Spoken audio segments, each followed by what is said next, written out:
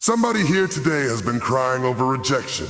You've been weeping over who walked away, over the job you didn't get, over the opportunity that slipped through your hands. You've been wondering why the people you trusted turned their backs, why the door you prayed for slammed shut, why the plans you made fell apart. But I came to tell you, man's rejection is God's direction. When people walk out, when doors close, when opportunities vanish, it is not a sign of defeat. It is a divine redirection toward destiny. Rejection hurts. It cuts deep, it leaves scars, and it can make you feel like you don't measure up. But what you call rejection, heaven calls redirection. What you think is somebody pushing you away is really God guiding your steps towards something greater. You may not see it in the moment. You may not understand it while the tears are falling and your heart feels heavy. But one day you'll look back and realize that the very rejection that wounded you was the hand of God steering you away from what would have destroyed you and pointing you toward what would bless you. So many of us waste energy crying over people who walked out of our lives. We mourn the job that didn't work out, the relationship that ended, the opportunity that passed us by. But hear me, if it was meant for you, you would still have it. If that door was supposed to open, it would not have closed. If that person was destined to walk with you into your future, they wouldn't have left you in your past. Their rejection is not a reflection of your worth. It's a reflection of God's direction. He saw what you couldn't see. He knew what you didn't know. And because he loves you, he redirected you. Look at Joseph. His brothers didn't just reject him. They hated him. They stripped him of his coat, threw him into a pit, and sold him into slavery. At the time, Joseph must have felt like his life was over. But what looked like rejection was divine redirection. That pit was pushing him toward Potiphar's house. That false accusation in Potiphar's house was pushing him toward the prison. And that prison was pushing him toward the palace. Each rejection was a stepping stone toward his destiny. Without the rejection, he never would have reached the throne. And what about you? Think about the doors that closed in your face. At the time, you thought it was the end of your dream. But what if that closed door was actually God's way of protecting you? What if that no was really God's way of saying, I have a better yes? What if the rejection you're crying over today is the very thing that will set you up for the breakthrough you've been praying for tomorrow? Don't misinterpret rejection. Don't let it convince you that you're not good enough, that you're not worthy, that your future is over. The truth is, rejection is proof that you're being redirected. It means you're on the move. It means God is shifting you, shaping you, and positioning you. People may walk out, but God is walking you in. Opportunities may disappear, but destiny is still unfolding. I know it hurts when they don't choose you.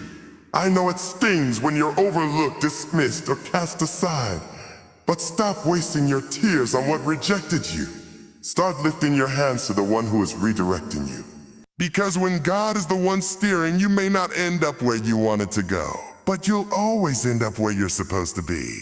So dry your tears, lift your head, shake the dust off your feet. Stop rehearsing the pain of rejection and start rejoicing in the power of redirection.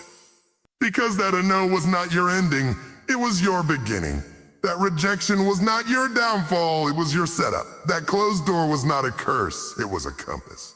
And when you finally arrive at the place God has been leading you, you'll look back at every rejection and realize it wasn't rejection at all. It was God's redirection all along. Man's no can break your heart, but God's yes will heal it and lift you higher than you ever imagined. Too often we put our confidence in people, waiting on their approval, hoping for their validation, depending on their acceptance. But what happens when they say a no? What happens when they don't choose you, when they don't promote you, when they don't open the door? For many of us, we crumble under the weight of rejection, thinking that man's a no is the end of our story. But hear this, man's a no is not the final word. It's only making room for God's greater yes. Every no you faced was not designed to stop you, but to steer you. That job interview that ended in rejection, it's because God had a better position waiting. That relationship that didn't work out, It's because God had someone else in mind who would love you the way you deserve to be loved. That opportunity you thought was yours but slipped away, it wasn't meant to confine you. It was meant to free you for the place where you truly belong. People may say no, but their no cannot override God's sovereign yes. Think about Joseph again. Potiphar's wife lied on him, and the court said a no to his freedom. The prison walls shouted a no to his liberty, but God had a yes stored up for him in Pharaoh's palace. Every no that Joseph endured was only preparing him for the day when Pharaoh would call his name and elevate him to second in command over all of Egypt. If Joseph had gotten the yes he wanted earlier, he would have settled too soon. But because he endured the no's, he walked into a greater yes that blessed not only him, but his family and an entire nation. And what about David? His father Jesse said a no when he didn't even bother to bring him in from the field. His brothers said a no when they mocked him on the battlefield. Even Saul at one point tried to keep him down. But God had already whispered a yes over his life.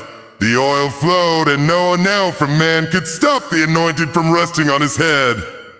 David became king not because man said yes, but because God's yes was stronger than every human rejection. Some of you have been begging for man's approval when God has already approved you. You've been chasing man's yes when God has already settled the matter. Let me remind you, their no doesn't disqualify you. Their no doesn't define you. Their no doesn't destroy you. Their no only makes space for the place where God's yes will manifest. Stop crying over closed doors. Stop chasing people who won't embrace you. Stop waiting for someone to validate what God has already confirmed. Man's no is temporary, but God's yes is eternal. Man's no might delay you, but God's yes will propel you. Man's no might shut you out, but God's yes will set you apart. And when that yes shows up, you won't have to beg for it. You won't have to fight for it. You won't have to manipulate for it. God's yes will come with such power that every no you endured will look small in comparison. You'll realize that the no's were necessary. They were pruning you, protecting you, and preparing you for a greater release. So don't fear the no. Don't despise the no. Embrace the no, because every time man says a no, heaven is whispering away, I've got a better yes. And when God's yes shows up in your life, no devil in hell, no hater on earth, no enemy in your path can overturn it. Man's a no makes room for God's yes. And when God says yes, no one can say no. There's a reason we keep coming back to the story of Joseph. It is a living testimony that rejection is never the end. It's the road to destiny. Think about it. His brothers didn't just reject him. They conspired against him. They hated him because of the favor on his life. They couldn't stand the dreams he carried, and in their jealousy, they stripped him of his coat and threw him into a pit. Now, if you've ever been betrayed by people close to you, you know that sting. It's one thing when strangers reject you, but it cuts deeper when it comes from your own blood, from those who should have protected you. Joseph's brothers looked him in the face and said with their actions, "We don't want you." But what they didn't realize is that their rejection was not final. What they meant for evil, God was already weaving into his plan for good. Being thrown into that pit was not the end of Joseph.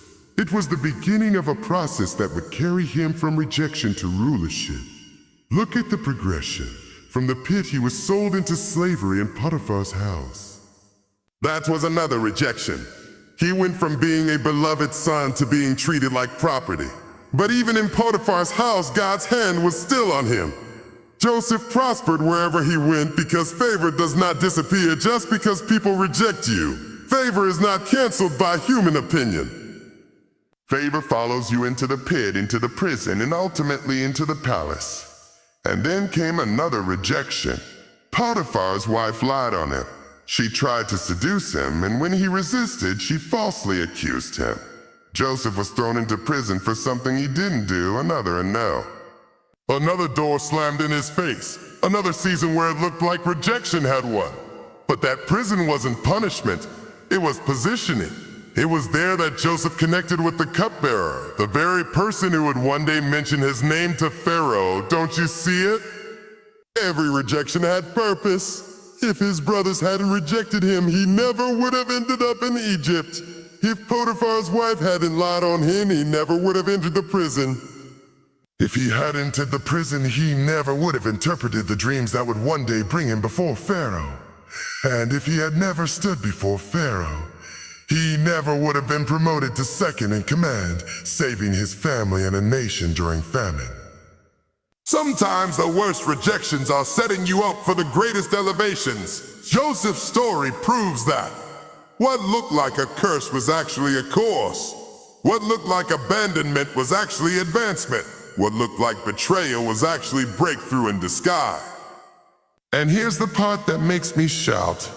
When Joseph finally came face to face with the very brothers who rejected him, he didn't retaliate. He didn't seek revenge. He looked them in the eyes and said, "You meant it for evil, but God meant it for good." That's the power of seeing rejection through the lens of destiny. What they meant to destroy you becomes the very thing that defines you. What they used to hurt you becomes the tool God uses to help you. So stop cursing the pit, stop hating the prison, stop resenting the rejection. Because every I-know you faced is just part of the process. Every betrayal, every closed door, every season of pain is positioning you for the palace God has prepared. You may not see it right now, but when the story comes full circle, you'll be able to declare with confidence, "They rejected me, but God redirected me. They tried to push me down, but God was lifting me up. They tried to end me, but God was establishing me." Rejection did not stop Joseph, and it will not stop you. Rejection is just the vehicle God uses to carry you into your destiny. Hold on, because the palace is still waiting. David's story teaches us that even when man overlooks you, heaven will not ignore you. Picture this moment. Samuel comes to Jesse's house to anoint the next king of Israel. Jesse brings out his sons, tall, strong, and impressive. He lines them up one after another, waiting for Samuel to pour the oil. And every time Samuel looks at one of them, God says, "Not him." Can you imagine the tension in that room? Everyone that looked the part, everyone that seemed qualified was rejected. And then Samuel has to ask, "Is there another?" That's when Jesse admits that David is still in the field, tending sheep. Think about that. His own father didn't even consider him worthy to be brought into the house. His own blood rejected the idea that he could be chosen. His brothers surely knew he existed, but they didn't call for him either. To them, David was too small, too insignificant, too ordinary to be king. But the oil didn't flow for the ones in the house. The oil waited for David.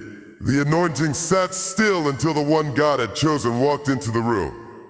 And here's the truth. When you are chosen by God, no amount of rejection from man can keep you from your calling. People can overlook you. They can underestimate you. They can dismiss you. But they cannot override the purpose of God. The oil will not flow until you arrive. That position, that opportunity, that destiny, it won't be fulfilled by someone else because it's got your name on it. David didn't have the look of a king, but he had the heart of one. While others were fighting for attention, he was faithfully serving in the shadows. While others were seeking validation, he was worshiping in the wilderness. He wasn't in the room when the selection began, but God made sure he was called in before the anointing could continue. And that's how God works. The very people who rejected you will have to watch God elevate you. The very ones who dismiss you will witness the oil flow over your head. David's brothers rejected him again on the battlefield with Goliath. When he came to bring them food, they mocked him and said he was arrogant. They belittled his motives. They tried to silence him. But while they were afraid to fight, David was preparing to step into destiny. Their rejection didn't disqualify him. It actually pushed him closer to his assignment. If they had embraced him, maybe he would have stayed in the background. But because they rejected him, he stepped forward, picked up 5 smooth stones, and defeated a giant. So let this be clear. Rejection cannot stop the oil, and rejection cannot cancel the call. You don't need everyone's approval to step into your destiny. You don't need to be chosen by man when you've already been chosen by God. People may try to hold you back, but the oil won't flow until you're in the room. They may underestimate your ability, but God has already measured your heart. They may push you aside, but heaven is pulling you forward. And when the oil flows, it flows in the presence of those who didn't believe in you. That's not to humiliate them. It's to remind you that your worth was never tied to their approval. It's to remind you that your destiny was never in their hands. They might have rejected you, but they cannot reject what God has ordained. So if you've been overlooked, if you've been dismissed, if you've been left out in the field, take heart. You don't need to fight for the spotlight. Stay faithful in the shadows, because when the time comes, the oil will find you. And when it flows, every rejection will be silenced, because nothing and no one can block the anointing that God has set aside for you. Rejection can either break you or build you, and the choice is yours. Too many people allow rejection to define them, to cripple their confidence, to paralyze their purpose. But if you shift your perspective, you'll realize that rejection is not meant to destroy you. It's meant to develop you. Rejection is a fire, and fire can either consume you or refine you. When you understand that, you stop running from rejection and start using it as fuel to grow. Every time someone tells you a no, every time a door slams shut, every time people turn their backs on you, it's an opportunity for growth. Nut. Because rejection teaches you things acceptance never could. When people applaud you, you don't learn resilience. When everyone embraces you, you don't learn how to stand on your own 2 feet. When everything goes smoothly, you don't discover the strength that lies dormant inside of you. But rejection, oh, rejection will make you dig deeper. It will force you to stretch wider. It will push you to depend on God in ways you never would have if life had been easy. Look at how many great men and women in the scriptures grew through rejection. Moses was rejected by Pharaoh, but it prepared him to lead Israel out of Egypt. Hannah was mocked and rejected by others because of her barrenness, but it drove her into deeper prayer, which birthed Samuel, prophet who would anoint kings. Even Jesus himself was despised and rejected by men, yet through that rejection came the redemption of the world. If the Son of God had to face rejection to fulfill his purpose, don't you think you will too? Rejection is often the catalyst that awakens your hidden gifts. David never knew the warrior inside him until Goliath stood in front of him. Joseph never knew the leader inside him until he had to navigate betrayal and imprisonment. Paul never realized the reach of his ministry until doors closed in one region and God directed him to another. You won't know how much strength you carry until rejection forces you to stand tall. You won't know how much faith you have until rejection pushes you to believe when everything else says it's over. Instead of asking, why did they reject me? Start asking, what is this rejection teaching me? Maybe it's teaching you patience. Maybe it's teaching you perseverance. Maybe it's teaching you to stop depending on people and start leaning fully on God. Rejection reveals your true foundation. If your confidence is rooted in man's approval, rejection will shatter you. But if your confidence is rooted in God's direction, rejection will shape you. And let's be real, sometimes rejection is the best thing that could have happened to you. If they had accepted you, you might have settled in a place beneath your calling. If that door had opened, you might have stepped into something that would have broken you. If that relationship had worked out, it might have distracted you from your destiny. Sometimes rejection is actually protection. It keeps you from places that can't handle the fullness of who you are becoming. So don't waste your pain. Don't despise the seasons of rejection. Let them strengthen you. Let them train you. Let them propel you. Use the rejection as a mirror to see your growth, not your limitations. Use it as a platform to rise higher, not as a prison to stay stuck. Because when rejection pushes you into God's process, it ultimately pushes you closer to your purpose. The truth is, rejection will either become your grave or your garden. It will either bury you or grow you. The difference lies in how you respond.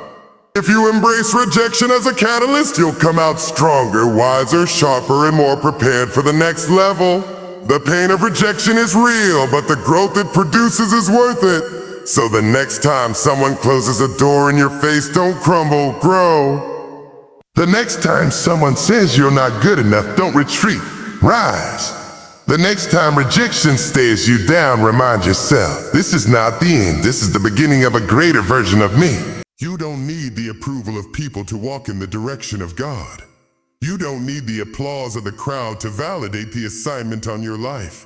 Man's opinion may shift, but God's direction is unshakable. People can like you today and despise you tomorrow. They can celebrate you in one season and crucify you in the next. But when God has ordered your steps, no voice of rejection has the power to cancel your destiny.